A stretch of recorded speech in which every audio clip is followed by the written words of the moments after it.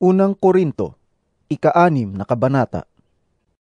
Kung may reklamo ang sinuman sa inyo laban sa kanyang kapatid sa pananampalataya, bakit siya nagsasakdal sa mga hukom na di mananampalataya? Sa halip na ipaubaya sa mga hinirang ng Diyos ang pag-aayos ng usapin nila.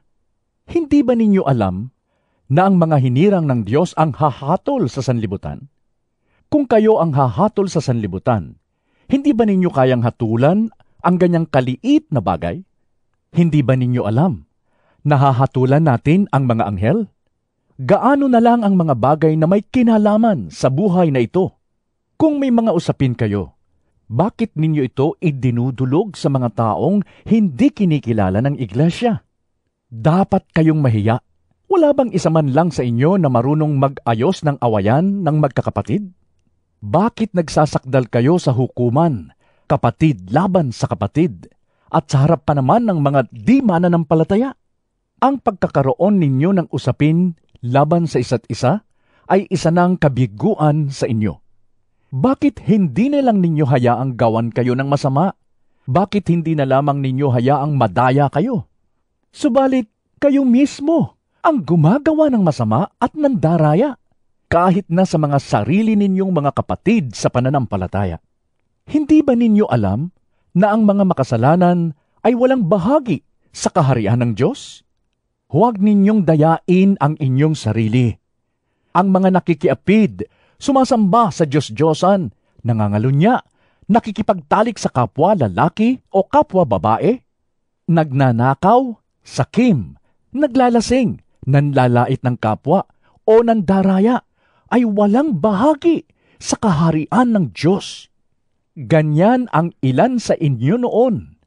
Subalit nilinis na kayo sa inyong mga kasalanan at ginawa na kayong banal ng Diyos.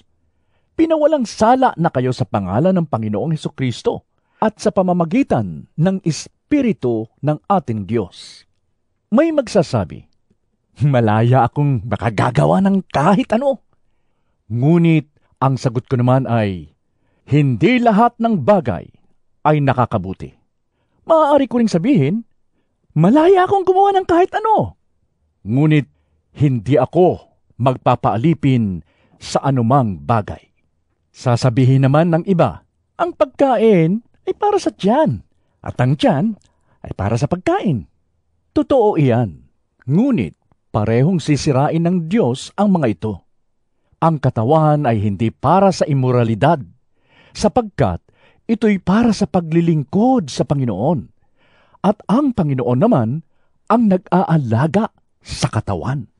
Muling binuhay ng Diyos si Hesukristo, at tayo man ay muling bubuhayin sa pamamagitan ng kanyang kapangyarihan. Hindi ba ninyo alam na ang inyong mga katawan ay mga bahagi ng katawan ni Kristo? Kukunin ko ba ang bahagi ng katawan ni Kristo upang gawing bahagi ng katawan ng isang babaeng nagbebenta ng aliw? Hinding-hindi! Hindi ba ninyo alam na nagiging isa ang katawan ng bayarang babae at nang nakikipagtalik sa kanya? Sapagkat sinasabi sa kasulatan, ang dalaway magiging isa. Ang nakikipag-isa sa Panginoon ay nakikipag-isa sa Kanya sa Espiritu. Iwasan ninyo ang imoralidad. Ang ibang kasalanang nagagawa ng tao ay hindi nakakasira sa katawan. Ngunit, ang gumagawa ng imoralidad ay nagkakasala laban sa sarili niyang katawan. Hindi ba ninyo alam na ang inyong katawan ay templo ng Espiritu Santo na nasa inyo at ipinagkaloob ng Diyos sa inyo? Hindi ninyo pag-aari ang inyong katawan, sapagkat binili na kayo sa isang halaga, kaya't gamitin ninyo ang inyong katawan upang maparangalan ang Diyos.